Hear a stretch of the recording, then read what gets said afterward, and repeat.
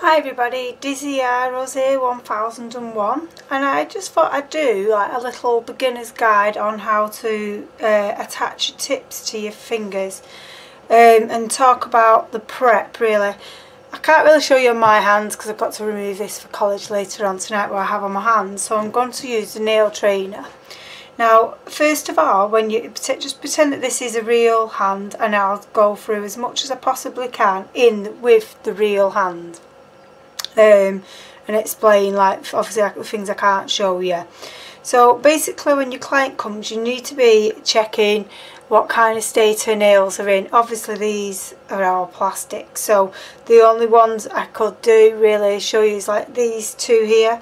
They have a chip in. These tips are actually used to learn how to do maintenance. There's a chip here, a chip there, and there's some like what's it called, to do an infill, to file it down so you can do an infill like with for a maintenance on the maintenance course. So that's as near as I could get on here to show on a real person really. Then once you're happy and you can see that the skin around the nails and that there's no infections, no contraindications. Contraindication, for those who don't know, is something that could prevent or basically like you'd have to adapt the treatment. Like preventage obviously would be like an infection and stuff like that, severe lifting of the plate and stuff like that. Something that would change, like it'd be like just a little bit of lifting. You wouldn't really put a long nail on that, and you would try to keep that as short as possible until the lifting is grown out. But obviously severe lifting, you just couldn't do anything with that at all. So the first thing to do is to sanitize yours and your client's hands. Obviously I don't need to do that too bad on there, and just rub that in so all that is clean. The client's hands are clean, you're sanitized, and then you want to take your file and you want to gently buff around and take all the shine off the nails, but you don't want to be going in a seesaw action. You want to be going starting at the bottom and just work your way up like this. This is the easiest way I've found to do it. There's other ways you can do it. You can go as long as all time that file is just going in one direction, and do not use any file under 180. 180 is the biggest grip you can use, so you can use a white buffing block to do this, that's fine, but do not go like to a 150 or something, because that could damage the natural nail plate. Now this one, because I was saying this is used for maintenance, I've got to have to buff this line out so it's all smooth looking like this nail. So I will need to concentrate a little bit more on this section, but if the client says it is starting to get a burning sensation, just move away from it, because with the file you're creating heat.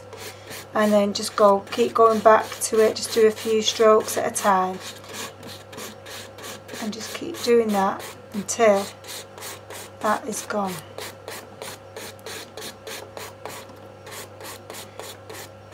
And you really need all the shine to be taken away.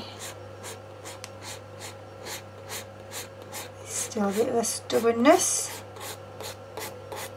and make sure your side walls, there's no shine on the side walls either. So obviously there's a chip here now, so I need to file that again, only going in one direction. So you can like go from the left to the centre to the right to the centre, if that makes it easier for you. But as long as you're only going in one direction in one place, you're not doing a sawing action, because you will damage the natural nail doing this. So you just want to try and even that out the best you possibly can. Ready to apply the tips. Right, then you just want to give it a little dust off and check for any shine. I can still see a little bit of shine here, and I can see a little shine here, so I haven't got it all. So you just watching the cuticle. Like obviously before you do any of this, you would work on a human with the cuticle, and you basically I use cuticle away. After sanitising, you'll apply cuticle away, let it dissolve, and then you'll use a cuticle pusher and push that, and then you'll use a scraper to scrape it off, wipe it off, and then if need be remove any excess cuticle with a cuticle nipper. Obviously the nail trainer has not got that quality, so I cannot really do that with this. But if anybody has got any questions and would like me to demonstrate that, I will see if I can get a willing friend so I can show you. The trouble is that because I'm at college, I have to keep taking my stuff off then they're putting it on. So I've got this off today and then they'll put something else on it, so it's not that easy because you don't want to keep putting your hands in acetone because that will just damage my nails anyway. Right, so we've got this far now, guys. This is your nail prepped. The next thing is to do is to choose what tip needs to go on what fingernail. So let's say I'll take this tip, and you can see it is way too big for this nail. So I am going to get this tip. I know that this one more or less fits, and it is slightly too big, but it's better to be too big than too small, because if it's too small it'll put stress on the attack of the nail when you're putting the enhancements over it. So this, all I need to do now is put it in my hand and file gently on each side, not doing too much in one go, and just keep checking to see if that is correct. It still needs a little more. So you don't want to be going too mad on it, just because basically you don't want to make it too short. That just needs a tad more, I think.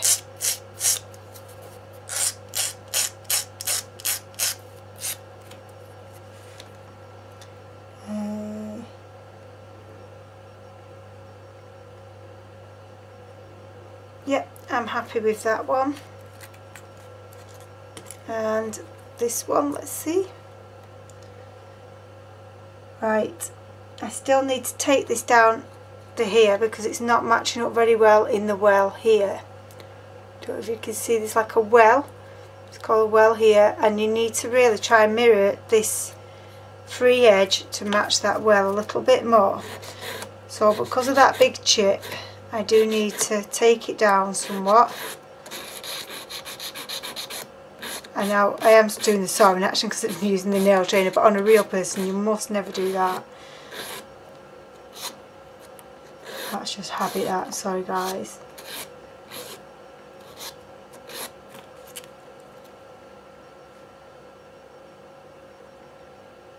Right, and now this one needs to just be trimmed ever so, well, filed ever so slightly.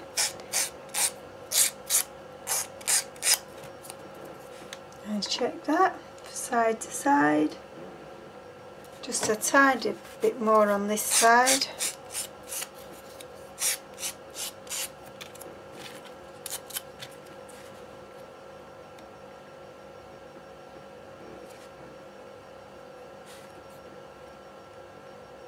Sorry guys, my camera decided to give the goat up and didn't even warn me over the battery, so I'm hoping we're as far as I think.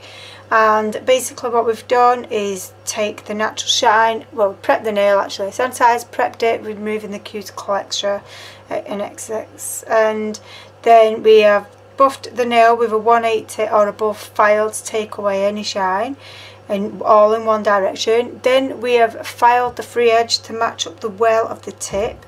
We've also sized up the well and filed down the tip if it is needed to attach. Like so, if it's slightly big, then that's, if it's perfect fit, then great, fantastic. So now we're about to glue the tip on. So obviously most of you won't be working on a nail trainer, you will be using a brush on glue. So basically you want to fill your well, make sure there's no air bubbles, give it a slight tap down, and then you don't want to just press this on, you want to build it and then rock it on.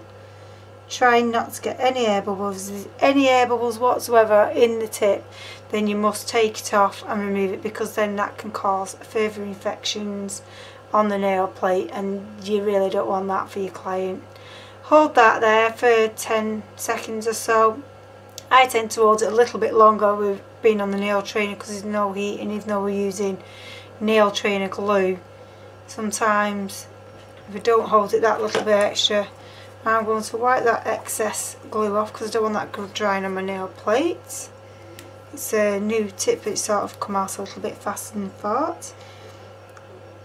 And then again we're going to glue the tip on and going to fill that well and tap that and burp your bottle. If you are using the nail trainer, you must do that.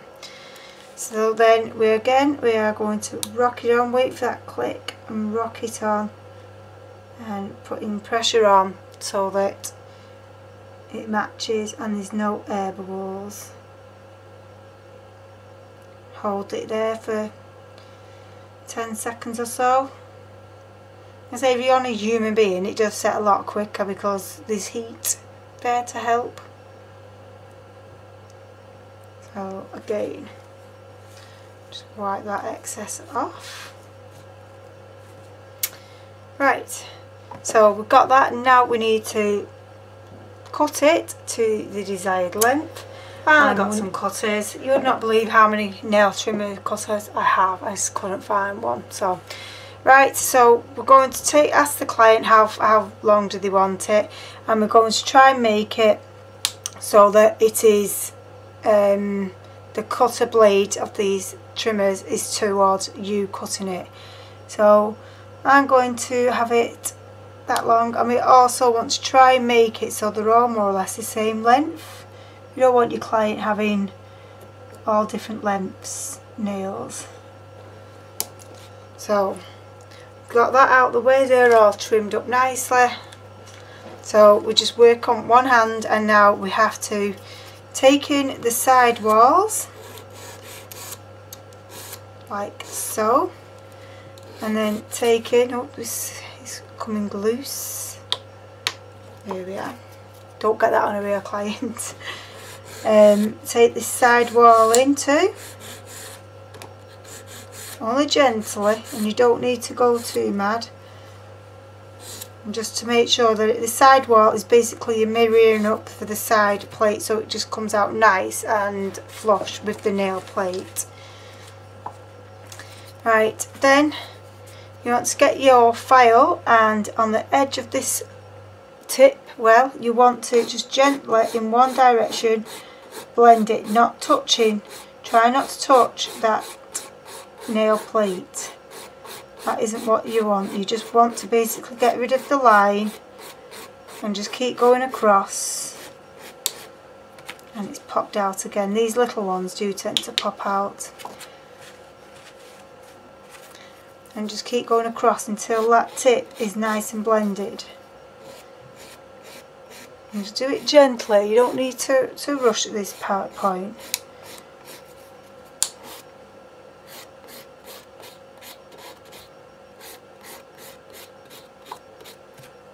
See, I don't know if you can see on the camera there, but there's a big difference. Now I still want to blend this in a little bit more, so I've done the line, I just like to blend it a little bit more, and then taper down.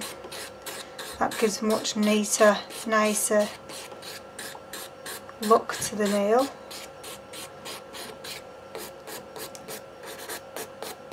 And then you deciding on what shape you want. So I'm going to have a slightly rounded one. I don't want it square, and I don't want it like stiletto either. I just want it nice and round.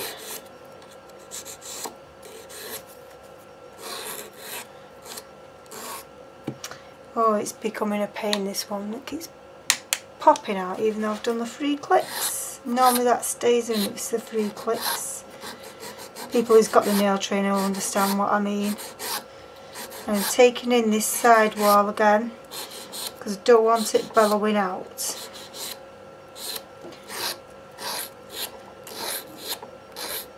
Once you're happy with your shape, which I am, I wanted it looking more like a natural nail plate. You want to get your buffer block and just gently buff over and blend in that little bit extra. You can go over the nail plate now, but making sure that it is in one direction. So that is your blended tip. I will go over it again with this nail. So you do your side walls nice and gently to mirror up to the natural nail plate so that it's all nice and flush. And again on this side, and if you're anything like me, you'll probably find that you're better on one side than the other, because I always seem to get one side much more neater than the other, and it's always the same side. So that is more or less flush. Again, I find it easy to hold my file like this. So I've got my thumb and my next finger on top and my next finger underneath. I just find it easier, more comfortable, but you hold the file whichever comfortable position you're in. So again, just on that line, not on the nail plate. It's very important that you do not do it on that nail plate. And just gently file that line away, because you will see it if you don't file it nice and gently. And just keep going over until you're happy. Now when I get to this section, I find it easier to hold my file this way. You just have to find your own way personally and how you want to do it, and keep going in the same direction again, but staying off that the natural nail plate. If you're unsure, get the brush, remove the dust and have another look. I can still see there is still more blending to be done here. Sometimes it takes a little bit longer, sometimes it seems to go really fast. I don't know why that is, it just is. Right, again I like to taper down the edge. I'm literally going from this edge here around, and I'm just taking the file just on the free edge, not on the whole of the actual tip. And it just helps with you to get a nicer apex in the end if you're struggling with your apexes, which I do. And then I just want to blend that tip a little bit more, and I want to get rid of that shine.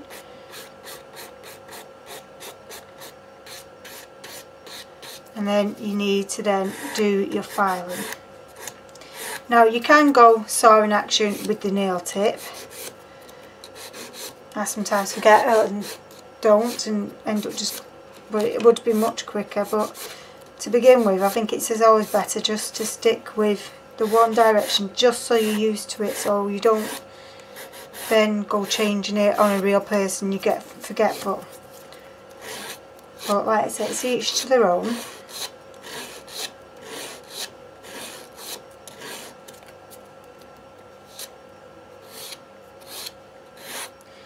Taking it in from the side, can you see how I'm tapering that in there?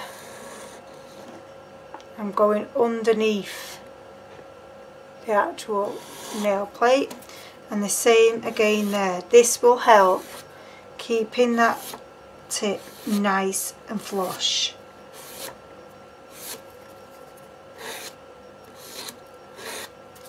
Now I'm still not quite happy with that full blend, so I just need a little bit more, I think. Sometimes it's best not to, because you could over blend which then you'll end up removing your tip. Get rid of any of your little bits. I just want to streamline that again a little bit more. It's puffing out a bit. The more you do on this prepping bit, the easier it will be once you've got your acrylic or your gel over the top in the long run. There's less filing there. So, and then the last thing to do is, oh, it feels weird. I think there's a stone or something underneath it. Then just get your buffer and gently buff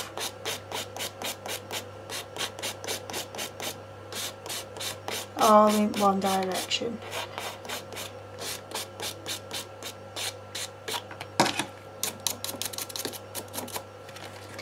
And there you have your beginner's guide to blending a tip.